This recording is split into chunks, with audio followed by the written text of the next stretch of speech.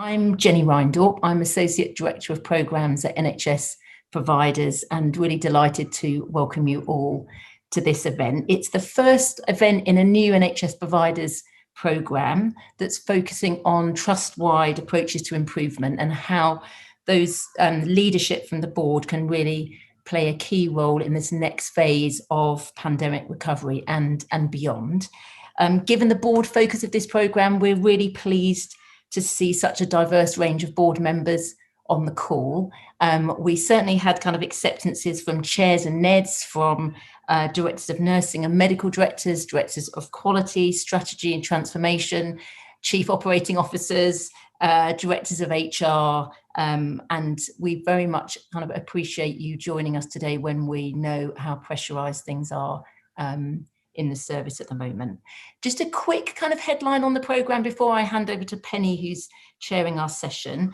It's really focused on board level peer learning and how can we facilitate the sharing of some actionable insights between board members on where your trusts are at the different stages of the improvement journey. And also the other key thing for us as NHS providers, we both want to support our members, but also influence the policy environment. So we want to make sure that the messages that you have for us on how the national bodies could create a more enabling environment for improvement kind of feeds into our influencing work. So that's also very much within the scope of the programme. We're really delighted to be partnering with the Health Foundation on this and to have Penny Pereira here as our chair. Penny is Programme Director of the Q Initiative and has got lots of personal experience over a good few decades now in leading and working on improvement both locally and nationally. And also the Health Foundation has done extensive work on this topic, which I'm sure you're very familiar with. And it will enable us, I think, to learn from that experience and also the learning from their community of improvement leads across the sector. So without further ado, I'm going to hand over to Penny and I'm going to say a few more words at the end of the session just about what's coming up on the programme and how you can shape what we focus on over the coming months. So over to Penny. Thanks.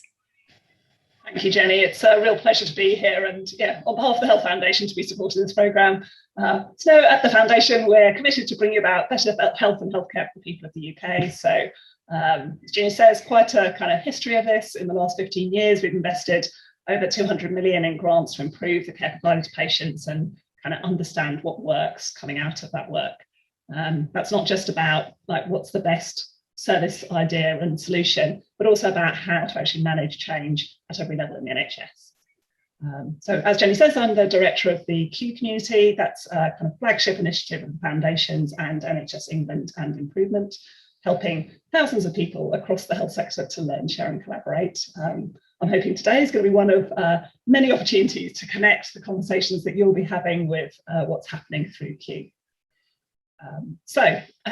In this session, we're going to be exploring the kind of latest evidence and research on the implications of COVID for trust-wide improvement. And I think as Jenny brought out, while this is going to be evidence-based, we're going to be drawing out the implications for practice throughout with your help. So really exploring together how trusts with a well-developed improvement approach have been able to use this to their advantage during the pandemic, and what we've learned from these organisations that will be useful to those earlier in the journey. It says we're going to be focusing specifically on lessons for boards. We're joined by some really fabulous speakers to get us into that. I've got the pleasure of working closely with our first speaker, Matt. He's the Insight Evaluation and Research Manager in the Q team at the Foundation. After hearing from Matt and getting some reflections from you, we'll move on to Dr. Nicola Burgess. Nicola has led the 3-year evaluation of the 5 trusts involved in the Virginia Mason Initiative programme and has looked at how the systematic use of improvement in those trusts shaped their COVID response. And then Joy Furnival, who works at the North West Ambulance Service, is going to give a few reflections in response. And that's going to lead us into a kind of chunky 20-25 minutes of panel Q&A and discussion time. Okay, so that's the scene setting sorted. I'm going to hand over now to Matt to share insights from Q on the role of improvement during the response to COVID. Matt. Great, thanks very much, Penny. So Hannah's just going to pull up the slides. Good afternoon, everyone. And firstly, just to say a huge thank you for the invitation to share our work with you all today. So I'll present some of the learning that the Q improvement community shared with us through 2 insight projects that we undertook during COVID. The first one focuses on video consultations, and the second took a much broader look at the role of improvement more generally at this profound moment of change. So I think there's some really interesting and important lessons for leaders about how to support improvers to play their full role in the next stage of service recovery. Some of those lessons, I think, largely kind of reaffirmed things that we already knew, whereas some of them actually did really quite challenge us and develop our thinking. And I'm really looking forward to hearing your reflections on them in the chat box and in the discussion. Next slide. So Penny just gave a really short introduction to Q. So just to add to that briefly, Q is a long-term initiative which is built around a community of over 4,000 people with expertise in improving health and care across all different services and organisations that make up the health and care system. One of the key assets of that community is their collective insights. So we really wanted to kind of systematically draw those insights out during COVID, and this is what I want to share with you today. Next slide. So this first image summarises a specific project we did on video consultations, working with 50 people who were implementing and leading this work to really try to understand their experience. Often pre-COVID, we were kind of left reflecting on why change hadn't happened quite as quickly as we would like. What this work allowed us to do is to really reflect on what had enabled such rapid service change in response to COVID. And 4 key enablers really stood out. So firstly, the urgent drive to provide some form of care when face-to-face wasn't possible provided that clear shared purpose that spoke to the core values of clinical teams. I think we knew, didn't we, that shared purpose was important for positive change, but I think the pandemic response really kind of reaffirmed the primacy of that. Related to that shared purpose, improvers told us there was good alignment of action at different levels. We also saw new forms of leadership emerge to support this work, with national and organisational leaders providing clarity, resources, and removing barriers, whilst also giving local teams a sense of empowerment and autonomy to implement video in a way that worked for them. Now, this wasn't seen everywhere, but where it was, I think it really aligned with a separate piece of work that the Foundation did that described the importance of combining kind of top-down clarity with bottom-up agency to really support that rapid change. Fourthly, in the absence of a mature evidence base, which will also be the case, won't it, for some of the work during the recovery phase, teams were forced to learn as they went. And they really described how useful improvement methods like PDSA cycles had proved when they need to make informed decisions fast. Next slide. So this work then suggested 6 areas that need further action now if we're to maintain this momentum on video during the recovery. And I'll just pull out a few of the elements that I think are of most relevance to this audience. So firstly, there were concerns raised around digital exclusion, but I think perhaps the thing that stands out there is that where the work was most successful was when some of those wider considerations around some of those wider system priorities, such as inequalities, were kind of built into the planning and the evaluation of the specific change work around video. Secondly, appropriate resources were a key element of proactive leadership, and there were important infrastructure factors that need investment now. So that could be decent kit, broadband, or even more radical changes to the estate to really support these new ways of working. Thirdly, there was a need to build the evidence base alongside implementation so that it supports the growth in video rather than kind of holding it back while we wait for that more mature evidence base to emerge. And fourthly, we need to support shared learning long term. So as people work out how to translate the emerging evidence into the particular service context. Fifthly, we need to recognise this change will have significant implications for staff who are really adjusting to a very different pattern of caregiving. And I think that really just stresses, doesn't it, the importance of integrating considerations around staff recovery with service recovery rather than obviously kind of seeing them in opposition. And finally, I think we do need to think big where we can. So it's a somewhat wasted opportunity, if we just replace face-to-face interactions with video without really thinking about the model of care that's needed. So Hugh McCockey, the National Director of Improvement at NHS England and Improvement, I think put this quite nicely when he said recently, we don't just want to digitise the existing model. we want to use digital technology to transform the model. So it's a more kind of inspiring, but also a more kind of challenging way, I think, of looking at the potential of video in the next phase. Next slide, please.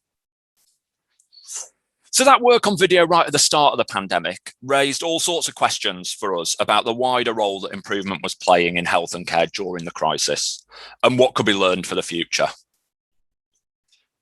We undertook a survey questionnaire of the Q community, receiving 225 responses, and undertook some more in-depth follow-up interviews. There's lots more detail in the full report.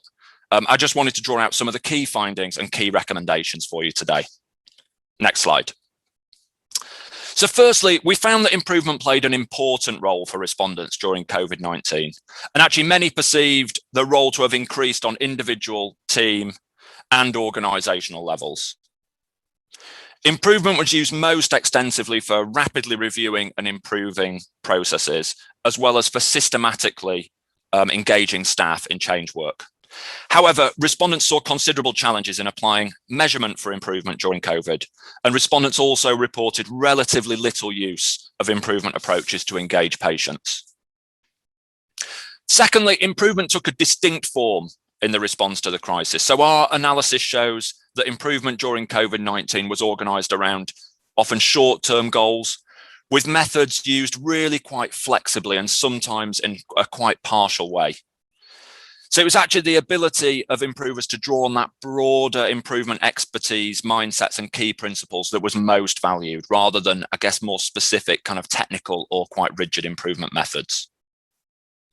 Thirdly, our findings suggest that improvement played a more important, more valuable, and more strategic role in organisations that had a well-developed approach to improvement pre-pandemic. So those with a better developed kind of individual and organisational improvement muscles, around the capabilities, the processes and cultures for improvement, were able to use their skills with greater rigour and greater intentionality in the crisis context. So they could really deploy their improvement capabilities in a much more sophisticated way during the pandemic, and I think are now in a much stronger position to build on the positive changes made. Next slide. So what does this all mean for the future then? Well, based on our work, we think, firstly, improvers and those who support them should build on that positive momentum from the pandemic and really try and ensure that improvement plays a central role in the recovery. And in particular, I think the power of improvement to engage a wide range of staff perspectives, to enable collaboration, and to ensure buy-in for change will be really critical. Organisational and system leaders should ensure that you continue to provide an enabling context through empowering leadership, resources, and commitment to building improvement capabilities and positive cultures for the long term. So I think it's about supporting that positive role that improvement's played. And we certainly heard a positive narrative around those new forms of leadership that emerged, but we also picked up fears that this would not kind of last, and that some of the command and control forms of leadership would reassert themselves through the subsequent phases of the pandemic. So there were kind of palpable fears around that. Second key recommendation is that improvers locally and nationally should really reflect on which ways of working and specific solutions that were developed during the pandemic should continue. And I think this needs quite a tight balance between the benefits of those more accessible and flexible approaches that were appropriate in the crisis context, really with the need to reintroduce much greater kind of rigour in some areas. And this is especially true around that more systematic approaches to measurement for improvement and more meaningful patient involvement, both of which will obviously be critical to underpinning effective long-term change. Thirdly, during the next phase of the pandemic, improvement needs to be embedded in core ongoing work in ways that are relevant and accessible to those on the front line. So this can partly be achieved by simplifying language and consolidating methods where possible, and also by, I think, more intentionally adapting improvement approaches to fit existing organisational constraints. So I think for you as leaders, this is a call really for kind of assessing and thinking about where your organisation is at in terms of improvement capabilities and cultures, and then trying to really intentionally adapt the improvement approaches to fit that context. Improvers should also continue to galvanise their efforts around shared system priorities for the next phase of pandemic recovery and longer term service transformation. And just to focus on that last point to finish, so next slide, please. This is the final slide. In the survey, we asked Q members, given what you've seen and learned through the pandemic, what are the 3 issues that you think the improvement community should prioritise? And I think I won't go into detail here, but I think the results show a few things. Firstly, while improvement can sometimes have a reputation for being focused on projects that are a bit marginal in organisations, improvers really see the need and potential to focus their skills and efforts on some of the big issues leaders are prioritising, like integration and digital innovation. And secondly, and I guess linked to this, improvement has been most powerful during COVID, where it's been able to contribute to those core organisational bits of work and core priorities. So it's not something that's separate, distinct or peripheral. Okay, thanks so much, and really looking forward to hearing from the other panelists and discussing the next steps and key lessons for the rest of the session. Thanks. Thank you very much, Matt.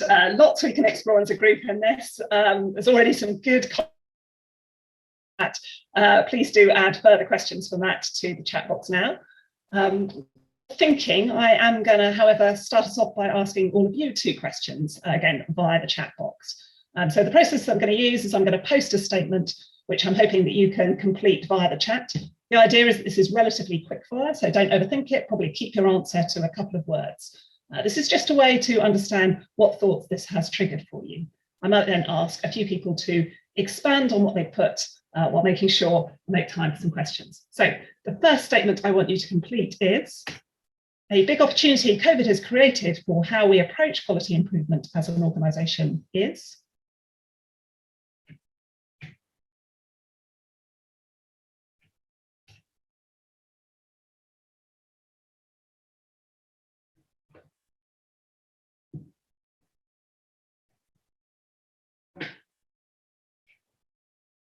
Devolved decision making, just doing it. Yeah. Any other thoughts? Yeah, implementing rapid QI, so some nice ideas here. I'll come back to this interesting discussion about top-down control. Wonderful.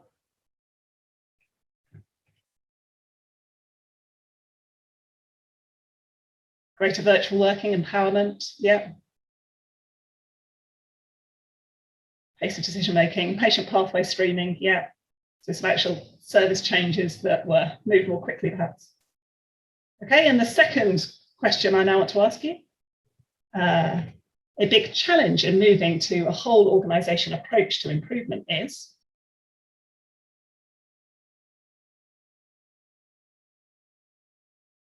Not sure if Jane and Hilary, those were the first question or the second, could apply to both, perhaps.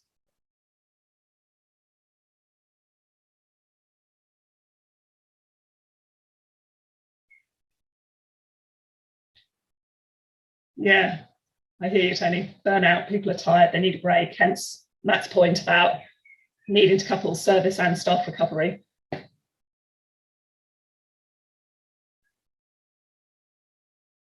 John, I thought I could count on you for a challenge, the whole organisation approach. Yeah, some interesting questions of improvement of speed. Wonderful. Please do keep those reflections coming. I mean, not only will we use them for this discussion, but as Jenny says, with a part of the ambition for this programme is also to distill insights from you that can be used to influence up to policy. So we will look at the chat with that in mind as well. But in terms of this point in the discussion, I wonder if we could briefly talk a little bit more about command and control. So I've seen quite a bit, both suggesting that has been a stop during COVID and risks coming back again, but also a few voices here saying that it's helped the implementation of improvement. I wonder if anybody would like to comment on the points that they've made in the chat with regard to that, or indeed add further. Forgive me, there's so much chat here. I lost track of who was it who, the initial point about command and control being helpful. Is there anyone who would like to raise their hand and contribute here?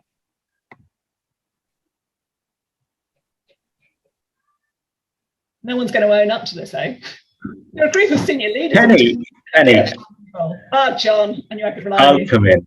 So actually, look, NHS was at level 4 or level 5 or level 20, whatever it was, complete command and control from the top. But I think the reality is, of all of that innovation that went on was the front line was related to the fact that people had freedom and some finance and perhaps some protection from their exec teams just to get on and do stuff. And it was almost like fugitive behaviors were taking place at the front line. And we were getting stuff done. So I just wonder, when we look back, as those organizations that just got on and did stuff, will they have done better during the pandemic than those ones that tried to adopt the complete command and control approach to everything that they did? Don't know the answer to that, but something to think about. And there's perhaps a few different tensions there. So there's the get on and do it relative to a more systematic approach to improvement.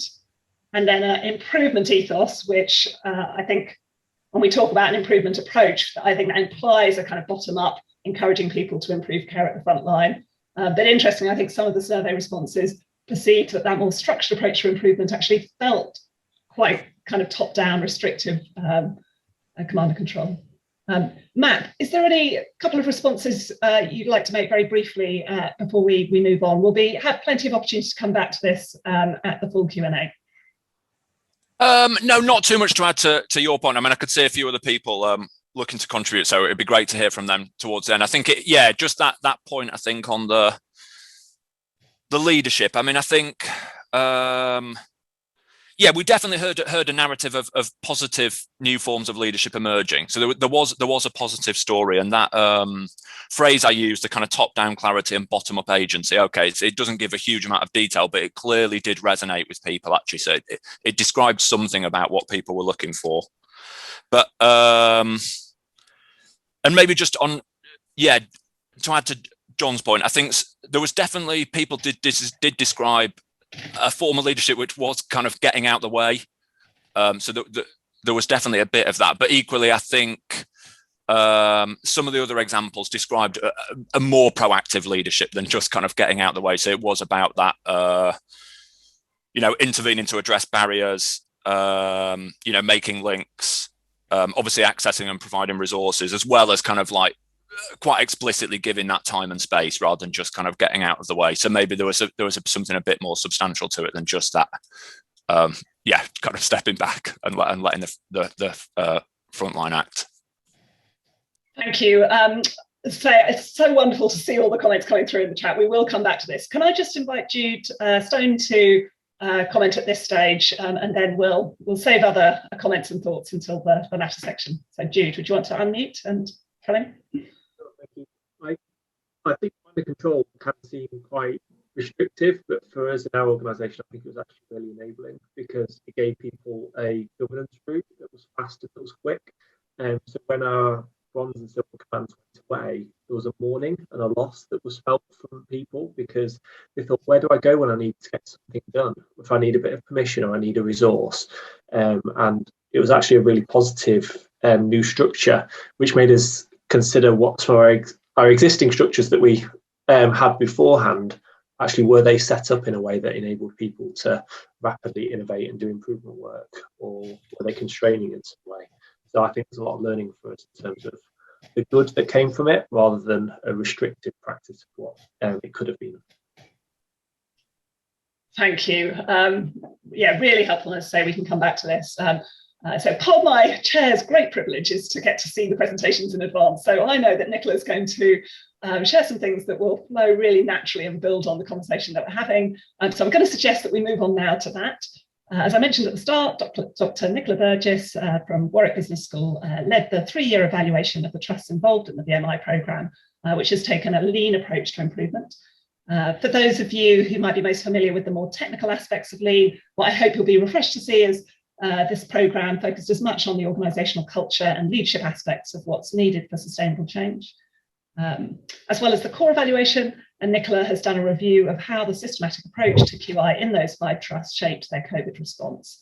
There's a huge amount of excitement about the learning emerging from this programme that could be used elsewhere. So please do keep reflections and questions coming through the chat. Nicola, over to you. Okay. Thank you, Penny. So it's a pleasure to be here, to be able to share some of the lessons from the Nhs Vmi Partnership, and of course, particularly in relation to COVID. So I am, just to introduce myself, I'm a reader in operations management at Warwick Business School, and we've been leading the evaluation of the Nhs Vmi Partnership since 2018.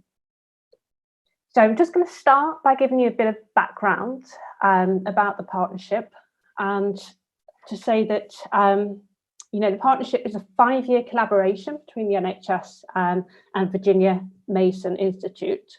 And VMI is a specialist consultancy based in the US.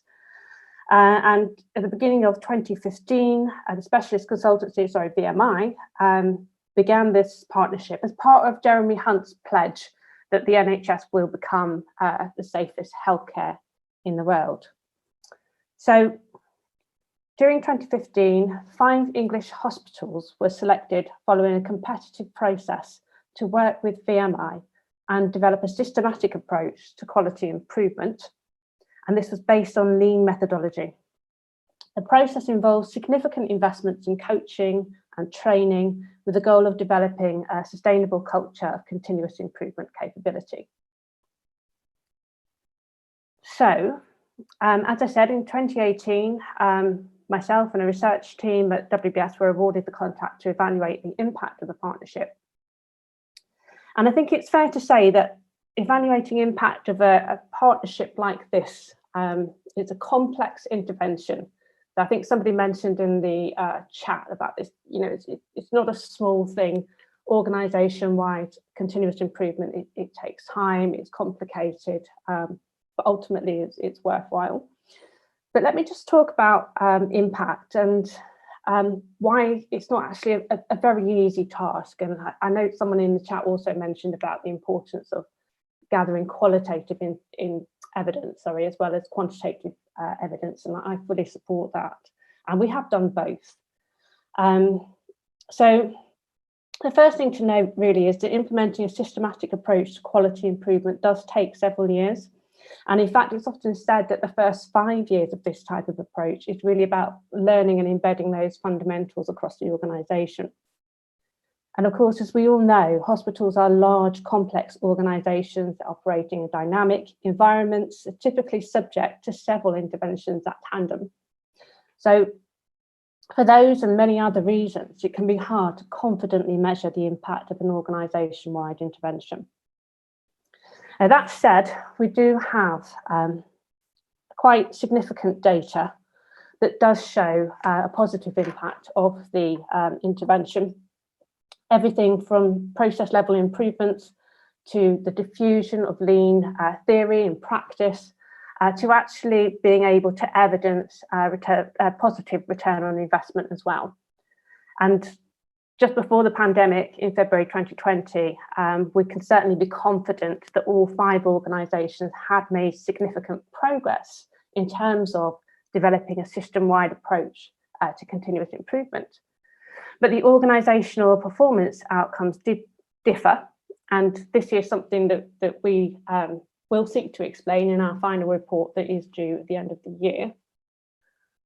But then, as COVID came along, we thought, well, what better way to be able to examine the impact of the partnership than to be able to show that the lessons from the Nhs Vmi Partnership have shaped the response to COVID-19. So, in terms of responding to COVID-19, we conducted over 40 interviews last summer, right across the 5 trusts with various levels from senior management to doctors on the front line, nurses and improvement facilitators. And we were keen to understand, to what extent they had benefited and utilised QI theory, methods and tools to shape their response. And they told us many, many examples that they used QI to redesign processes, to create new processes, to improve new processes and existing processes. They used it to foster real-time communication, which is one way of mitigating a command and control type structure. It fostered teamwork, it facilitated the rotation of roles, facilitated collaboration, and importantly, respect for one another. And this all occurred at pace and under extraordinary conditions. And so, you know, a massive thank you to our NHS. It really was extraordinary. We've written a report which I completed in January, and I hope this will be available towards the end of this year.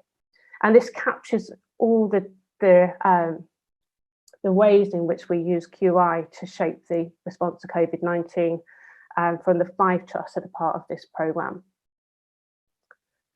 During our interviews, there were some themes that sort of came up again and again and again, and those are resilience, innovation, flexibility, leadership, which we've already been talking about this afternoon, the need for rapid decision making, and all of these themes were described in terms of, you know, how we use QI to foster this response. I wanted to describe how, in particular, daily management and QI methods really came to the fore.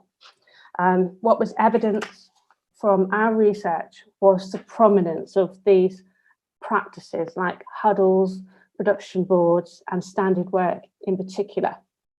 So although these practices were already in place in these 5 trusts, and I'm sure in many of your trusts as well, particularly huddles, they were really amplified as part of this response because I think, to use the phrase that Matthew used earlier, they became very, very relevant and very accessible.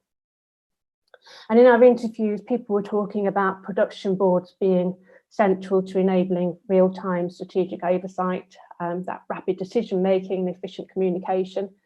They were used extensively along the board level, so particularly in the executive suites, as well as right across the organisation. In fact, it was the CEO who said to me, Nicola, production boards were absolutely everywhere. We note that during this time, obviously, guidance was changing frequently. There was a lot of uncertainty and a lot of rapid change. You know, 1 minute you're running in this direction, the next you're going in another. And actually, our senior leaders reflected on how these daily management practices really facilitated that listening, learning, connecting the dots for people that brought the organisation together, the response to COVID. Huddles were heavily used. So as I said, you know, these were used within our 5 organisations, but we saw them everywhere. These huddles not only facilitated efficient and timely communication, but they were a really important mechanism for checking in with colleagues and supporting one another to cope with the emotional toll. And it was nice to hear examples of huddles, you know, not just at the beginning of the day, but also at the end of the day, to make sure, you know, we're all back together and just looking out for one another. Standard work was another daily management tool, what I'm classing as a daily management tool, but a QI method. And it was used extensively within our 5 organisations, and everything from, you know, documenting how to flip a ward from COVID to non-COVID and then subsequently back again, documenting processes that have been updated and new processes that have been created.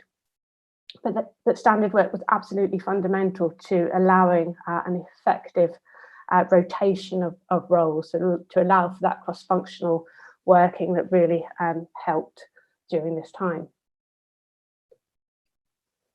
So I think it's fair to say, and I hope you all agree, that we've achieved things that we never imagined possible during this time. And it was lovely to hear the chief exec exclaiming how surreal it was that his hospital could completely change almost overnight, you know, turning theatres into critical care. This particular hospital worked with the army to build a 4,000-bed hospital in less than 12 days. And he said, you really can't underestimate the amount of collaboration that has taken place. Another favourite example of mine is this quote at the bottom of the screen here, talking about how a team of staff members who had been redeployed from various roles, including a finance director, decided to set up a production line and make visors.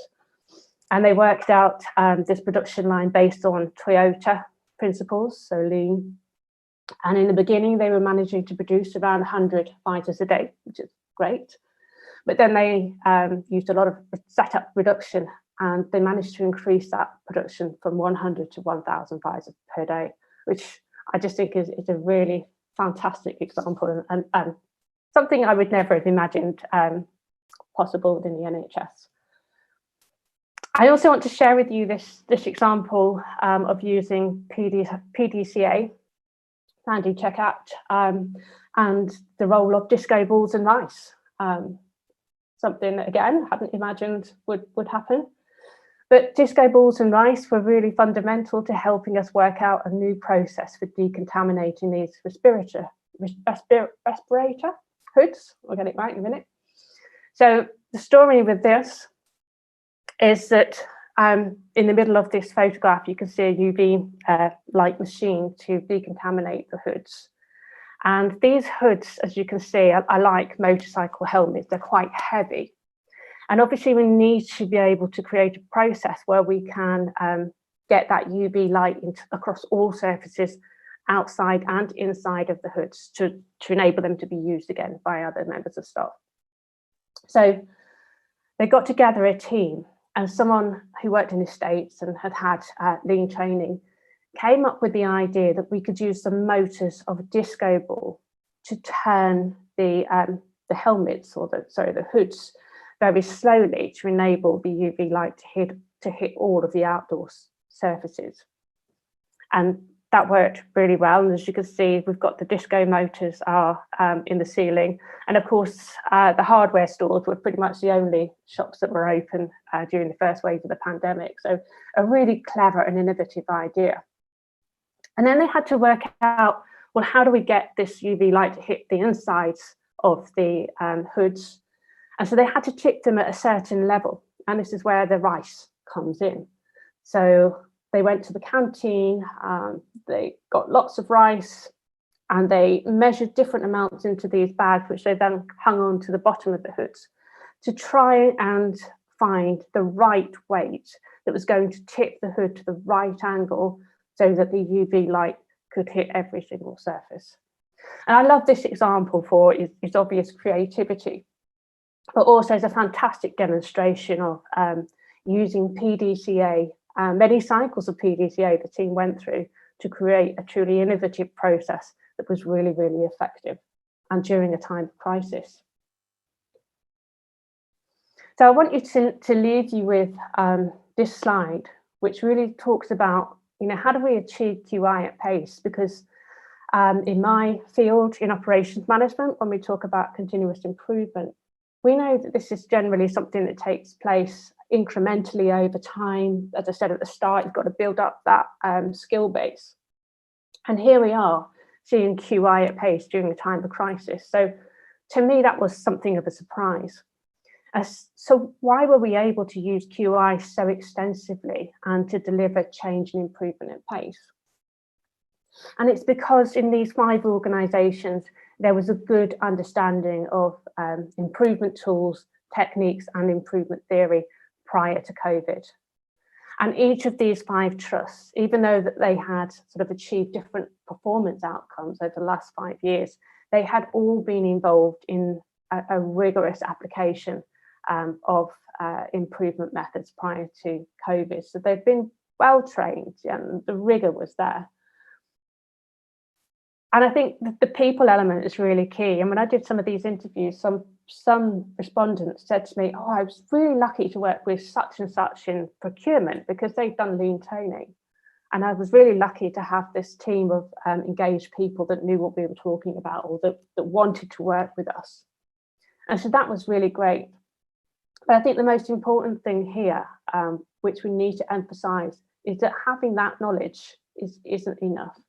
We need to be able to share that knowledge, okay? Because any kind of improvement method is not going to be effective on its own unless we can share knowledge with others and collaborate for improvement. And I think the nice thing about what occurred in these 5 organisations is that even in a trust where QI hadn't been as well embedded, because as I said, there is variation in these 5 trusts. Even in the trust where we hadn't managed to embed it as well, suddenly we had a purpose, suddenly it made sense, and suddenly we were drawing upon that knowledge and connecting with other people that we could drive improvement together and navigate through the crisis together. So that's the end of my presentation. So over to you, Penny. You're on mute. Thank you, Nicola. An inspiring way to wrap up there, and we'll come back to asking questions of you as part of the panel session. I know lots of people will be keen to explore what you've put, so please do continue to add questions and reflections in the chat. I've been noting down some things to get into from the comments that have been added over the last few minutes. But before we move to that, we've got the joy of a few brief reflections from someone I've had the pleasure of knowing long enough not to mind my poor puns. So Joy, compliance and improvement at the North West Ambulance Service, as well as being a leading thinker and practitioner on lean and improvement capability. So she's going to provide a few NHS provider member reflections on what Matt and Nicola have shared. Joy, over to you. Thanks, Penny. Thanks, Nicola and Matt also. Loved hearing all of that. Firstly, wow, if you think about what all these improvers and all these organisations have done, it is actually amazing to have done all of this improvement work in such a tough context. And I suppose what's really I'm reflecting on is it was such a busy time, and it's certainly been busy in my organisation, and yet people have still found a way to do improvement work. They haven't gone, I haven't got time to do improvement work. They've actually leveraged the skills and capabilities that they had to do improvement work. And I think what I'm reflecting on is the sentience really of, they said, okay, we've got these new problems and they're really, really important. Let's focus improvement on these problems.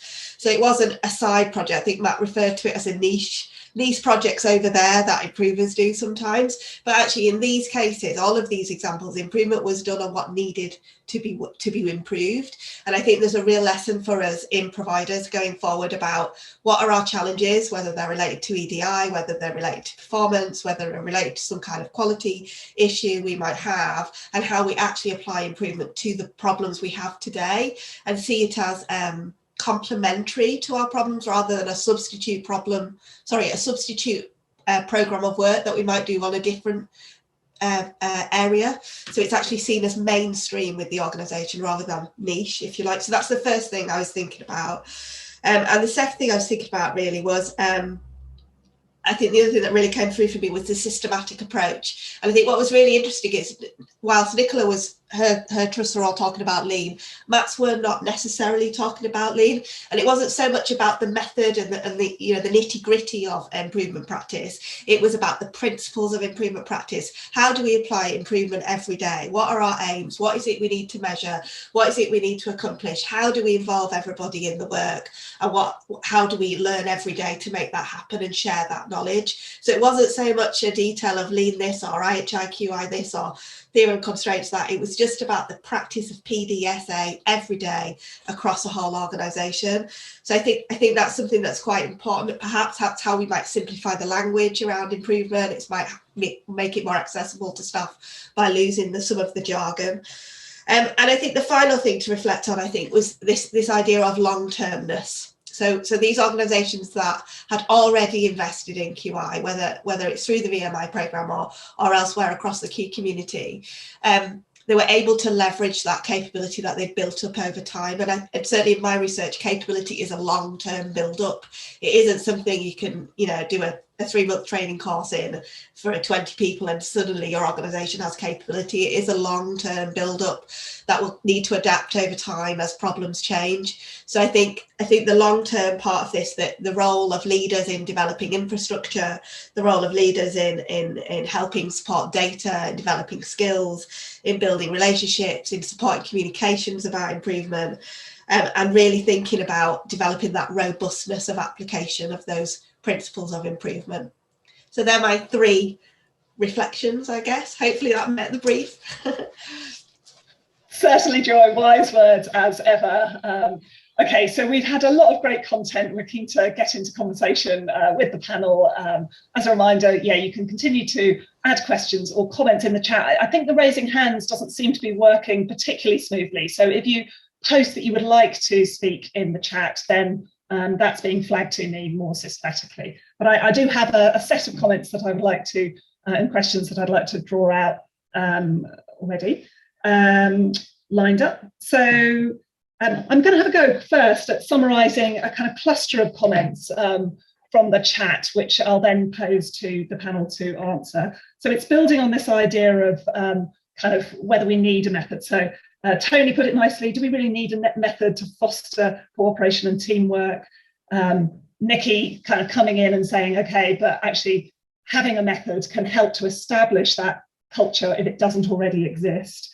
And Natalie, I think you put it nicely, while the pandemic may have increased the commitment to cooperation, the methods actually then help translate that enthusiasm into change. And another kind of set of comments that I think came out through Matt's presentation, that QI has an approach that supports engagement and collaboration in the process of achieving system change, so it gets that double win.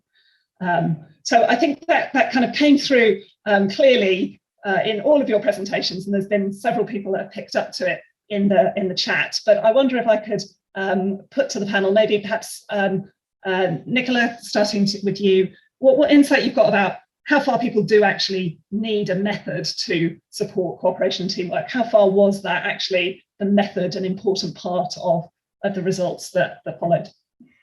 Yeah, so from my research, the evidence is that the method was very important. And obviously it's a very specific context, and we had 5 trusts that were part of a partnership. So, you know, looking at it from that perspective, but when I look at I always talk about my, because I've been working with them for so long. When I look at these 5 trusts that have been part of the partnership, they did all start from various places. And I think one of our trusts was more culturally ready, and picking up on one of the comments in the chat. One of them was more culturally ready to adopt this method. And we've really seen across the partnership how where we've got that cultural readiness, which is really about having a clear set of values and an identity. You know, this is who we are, this is what we're here to do, these are the behaviours we expect. Okay, very, very clear, and it's every day for everyone. Where that exists, and you've got good clinical leadership, then I think we see this readiness with the method, and they really, really did take hold of it, and it really, you know, so the word flew. I think the method amplified some of the behaviours that were already there. So some of the readiness that was there, the method enabled that to really flourish and bring everything together. And the chief executive of this particular trust talks quite a lot about how, you know, at the start of the partnership, we'd done a lot of work. So this particular organisation back in 2010 was the worst performing organisation in the country. And then it did quite a lot of work culturally around behaviours, around leadership, and around this clarity of values, that they moved from the worst to actually good. And then the reason that they became part of the partnership, or the reason they applied, was because they wanted to have a method that could unite everybody, yeah, and give them a way of working. And it really did do that, and that's very evident in the partnership. So my response would be that having a specific method makes it tangible, and it brings everyone together from the very top to the front line. So in my experience, that was important. Thank you. And John, I don't know whether this is a good point to bring you in. You also asked about the extent to which actual changes in outcomes and performance for trusts seem to be linked to operational process change relative to indicators of readiness for improvement. And I wonder, John, if you wanted to bring in a question, your question earlier about whether an organisation-wide approach to improvement was the right aspiration. Curious about that. I don't know if you want a question from me, Penny, or a comment.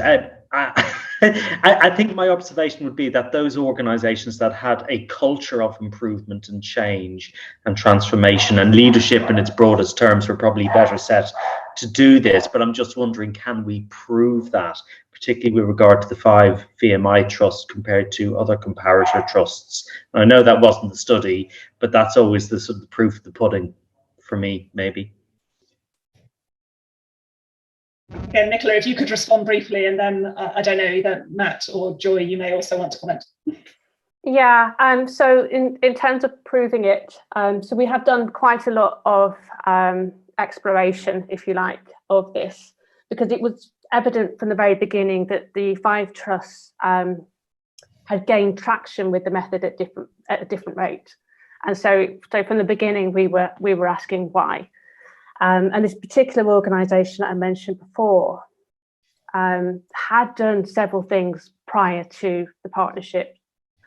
And those things definitely had an impact. And when I say definitely, when we looked at how lean was diffusing across the organisation, so in my presentation, I talked about how we needed both knowledge, but we needed to connect people to share knowledge and collaborate.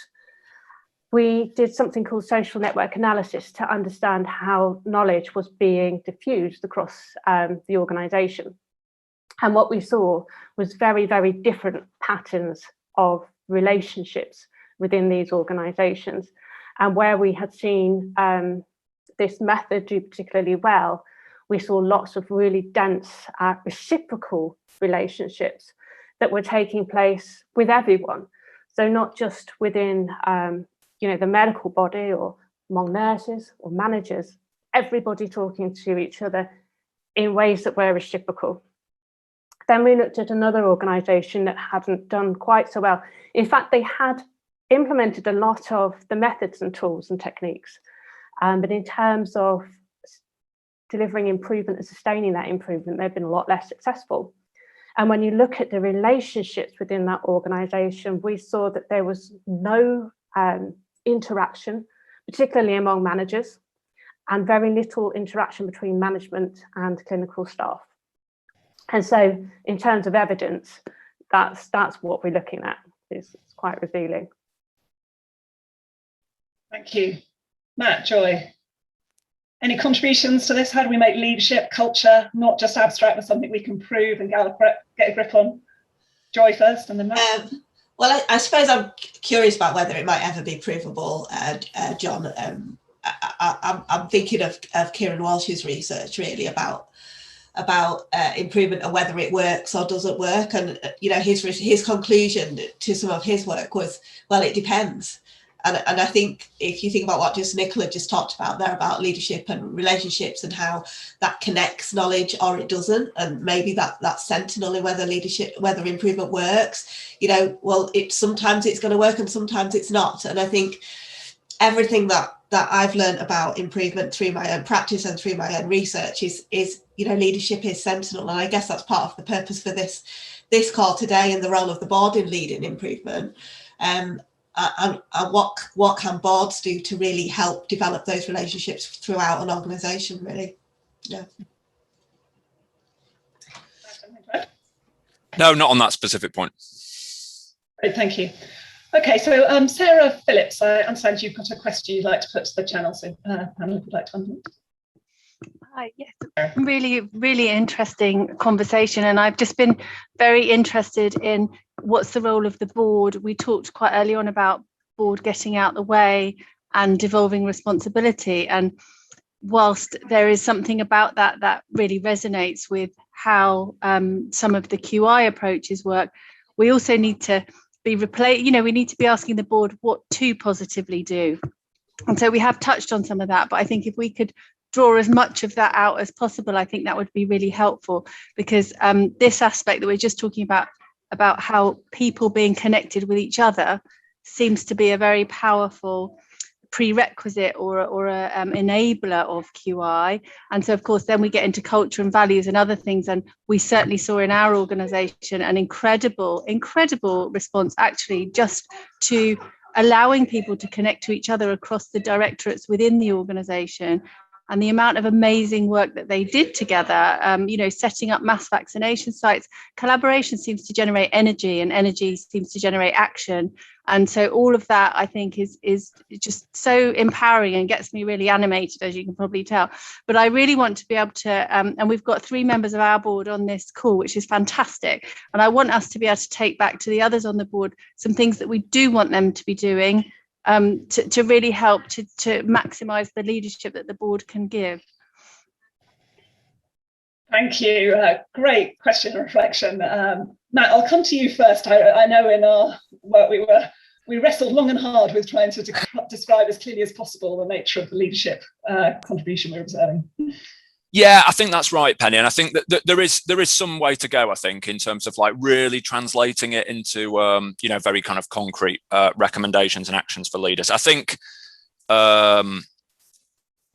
just to reiterate what I was saying earlier, Sarah, I think there were definitely some people in our studies that did talk about the need for leaders to kind of get out of the way, but as I was trying to say earlier, there was a lot more to it than that. So actually people did articulate a much more positive and proactive form of leadership, actually, as well as, some of that kind of getting out of the way. And I think it boiled down to, obviously that clarity of prioritization. Permission people talked about, which in a way I guess could be seen as getting out of the way, but I think there was something more proactive and explicit about people feeling like they really did have permission to experiment, test, iterate, obviously fail, and having the space and time as well to do that. So I guess it's more than permission, isn't it? It's actually explicitly offering that time and space for people to do all of that, as well as addressing barriers as they emerge, making the links like you were saying, and obviously helping people access the resources that they need. So I think we can add a bit more context to that. It's fairly general, isn't it? So there's still a bit of work to do and a bit of distance traveling. I think really making that kind of a set of concrete kind of recommendations that you could take away, although it'd be great to hear from other people on the call if they can kind of like make that more granular and actionable. Thank you. Nicola, Joy, would you like to add anything to that? I'll just make a very quick point from the VMI partnership that I've been evaluating. The leadership routines in terms of getting on the floor and going out there on a regular basis, making it a routine, really, really important. And it aligns with what I was saying about those relationships, having that interaction that spans across our clinical teams or our functions is really, really important to make this happen. So not working in silos, that sort of thing, but just, get out and, I hate to use the phrase, go see. It's a very lean phrase, but go see. I think that's really important. Thank you. I just want to draw in here some of the comments that were earlier on in the chat. I guess another important aspect of leadership is back to the decision-making agility. So there were some comments earlier about how command and control actually allowed a speed of decision-making that was enabling to people. Dave commented on how actually a slightly different take on it, that the pace of change that was happening at the front line had the effect of outpacing the central overbearing approach, which might naturally have come in otherwise. And then, Jem, I guess an interesting counter view about, I think I've understood this right, the question about whether speed is always the best thing around change, and what is the nature of the leadership role in both enabling speed of decision making and change, while also creating the space and resources for the ongoing work of improvement that Matt is highlighting. Joy, I don't know if there's anything you'd like to comment in relation to build on those questions of leadership. Jenny, you've unmuted. I don't know if you want to come into. I've just noticed another hand. I'm afraid it A Rose. Just I don't know. Sorry, Jenny. It's Alison Rose Query. I'm with Essex Partnership Trust. I'm also currently still with Nottingham. I think it's very interesting listening to what everybody's talking about and seeing the impact across 2 different NHS organisations around leadership. And so far, nobody's mentioned culture, which is really important, not only the leadership, but the culture within the organisation. And I think there's been a change in the culture within the organization, a positive change as a result of COVID, because it drove people at the top and the senior and middle management to realize at long last how much they depend on everybody pulling together in order to achieve what we needed to achieve, because it became absolutely vital because of the national crisis. And I think by both organizations actually started to communicate more with the staff using the virtual technology that we were talking about earlier on. So there are now weekly updates because things were changing so much in terms of the command and control externally from the top. And there was various bulletins and changes on a many times a day, let alone a daily basis. And that was having to be communicated out very quickly. We started to put in the systems and processes to be able to communicate more quickly and expect people to respond more quickly. Whereas previously we haven't. I come from the private sector, and one of the things I found coming into the NHS 3 odd years ago is the slowness and the bureaucracy around bringing in change, because it's got to go through so many layers within the organizations, because these are very big trusts. And I think COVID sort of dispensed with that because of necessity. So I think there's been a lot of positives around COVID. I mean, there's been horrendous things that's happened as a result, which we obviously don't want to forget. But I think there's been a lot of positive in terms of how the leadership actually communicates more and better with the staff. Thank you. Thank you. Joy, is there anything you would like to add on that in terms of what you've observed during the pandemic? No, but I did think that was quite interesting around the fact that we haven't mentioned culture yet. So I think there's something for us to reflect on the language that we've chosen, because I think Nicola in particular talked about Gemba walks, and I suppose for me as an improvement practitioner, for me Gemba walks mean culture, but perhaps that's something we could have drawn out. So I think culture.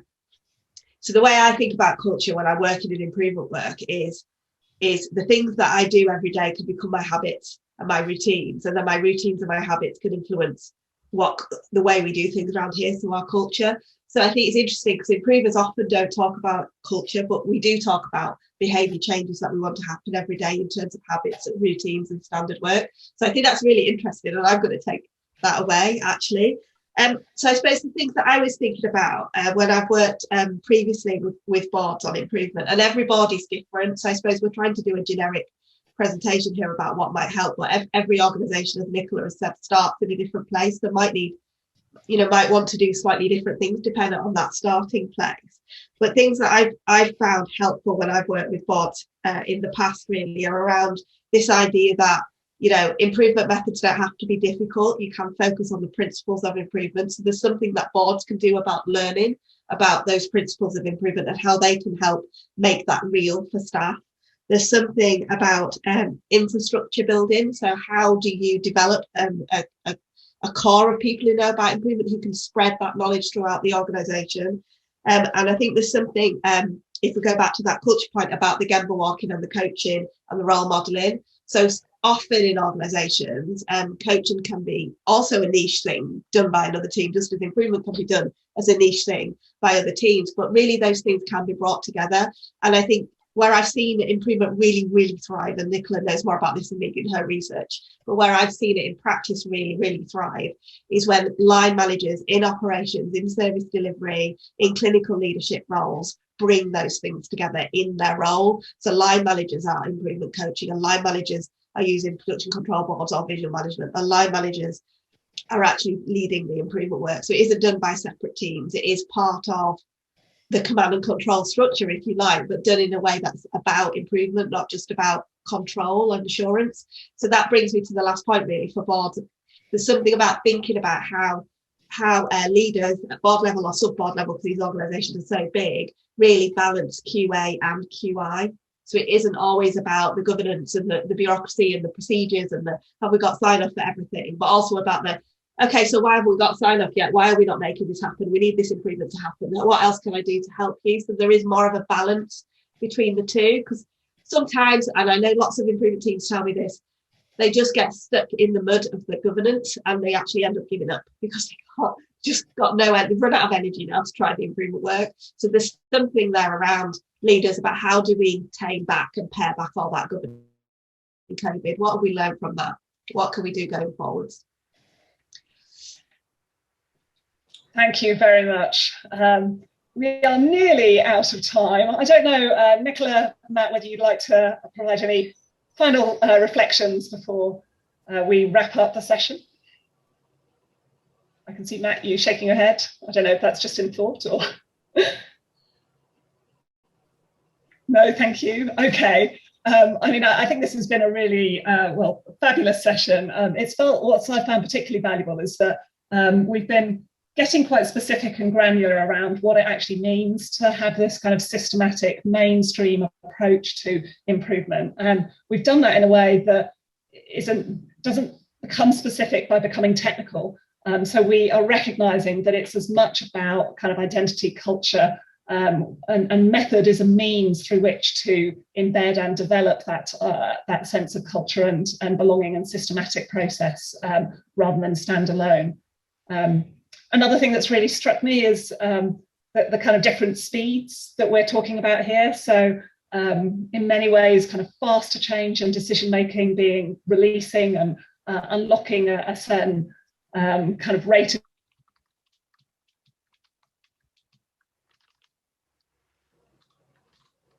debate playing out in terms of in what contexts a more kind of directive or command approach is useful there. But then as well as that kind of faster cycle of change, which is absolutely part of the value of improvement in a crisis context, there's that longer term view, recognizing that the reason why these organizations were able to do more with their improvement work was because of that pre-existing investment in improvement capability and embedding it within the organization. And then I guess the third thing that has really struck out to me is that the nature of kind of collaboration and connection is a kind of really inherent part of improvement. So, from Nicola's social network analysis and connections between people, I loved your comment, Sarah, about how collaboration leads to energy, which leads to action, and how that's such a critical part of what we're doing. I guess that felt particularly invigorating, given that we've said so much about how important the leadership contribution is here. That's a challenging journey. I guess the chat and the discussion here suggests that we're all wrestling with some somewhat similar challenges, albeit in unique contexts. And so being able to have a program like this where we can come together and you can kind of learn from each other about how to kind of go on this journey together feels like a good investment at any time, but when the context is in other regards so tough, perhaps particularly important. I know this session is going to have left you kind of hungry for more, so before we end, I'm just going to hand you back to Jenny to say a little bit about what's coming next. Oh, sorry. I think it may have been with me to also thank the speakers. Jenny, I realised I didn't clarify that. Absolutely. I have a huge degree of thanks for all of the speakers and the contributions of everyone who's been here in this session. Thank you. Yeah, thank you so much to you, Penny, to speak to all our speakers, and also to all of you for coming when time is so precious. There's a lot for us to reflect on, I think, as we take the programme forward, and also I think Jane's challenge about how do we keep distilling and articulating what's the role of the board, what is it the board can do differently, and I think there's some really great insights for this session, but that's very much the focus of this programme. What are the actionable insights that you can share with one another? Just kind of quick heads up on what's coming up. This is the first in a series of 3 webinars. We're going to put a link in the chat to the booking form for the next 2. We've got one coming up on more thinking about the learning from COVID, about what it's taught us about how boards can most effectively lead improvement, and also an event in the 9th of July taking a system perspective about some of the emerging thinking about how you can drive improvement across organisational boundaries, because I know that's also very much on the agenda. We've got, as part of this, offer some action learning sets that we want to offer to you all as a way of bringing small cohorts together to focus on some of the specific challenges that you're facing, and to use your peers as sounding boards, as a chance to think about some of the solutions. And we're working with action learning associates who've got over kind of 20 years experience in leading action learning sets in the NHS and other parts of the public sector. We've got Andrew Odgers on the call today. Andrew's just giving a quick wave. Thank you for joining us, Andrew. He's going to be one of our very experienced facilitators, and we're going to be sending out details about those action learning sets to everyone who's participating today. We're going to be looking to put the sets together in July for a September kickoff, and we'll provide further details and answer any questions you've got. Our autumn plans include a guide to the existing resources for boards on trust-wide improvement, because there's a lot out there. And one of the messages we heard on our scoping work for this programme is there a way to kind of bring that together to help us, to signpost what there is, help us digest the existing resources rather than adding to the noise. So we're going to try and do that. And also have some further kind of what we're calling virtual visits. And so a chance to kind of do a bit more of a deep dive on some of the lessons from individual trusts, and to make that as interactive as possible. As we said at the beginning, as with all our programs, we want it to be driven by the hot topics and the current challenges that you're facing. We were going to ask you to put some of those in the chat, but given the timing, what we're going to do is put a link to our evaluation form. We really appreciate it if you could just take 2 minutes to give us a bit of a readout on this session, and at the same time in that evaluation form, just give us any other topics that you'd like us to focus on, or you can email any member of the team about where you'd like us to go next. And that's also a way that you can express your interest in the action learning sets. So I'm going to end there. We're out of time, but do, if you could, complete the evaluation form, we'd really appreciate it. And thanks once again to Penny, to our speakers, and to all of you for joining us. We hope you'll be part of a kind of ongoing community of board members who are working on quality improvement that can help generate some of that kind of peer learning and ongoing discussion as we develop this programme. So thank you very much.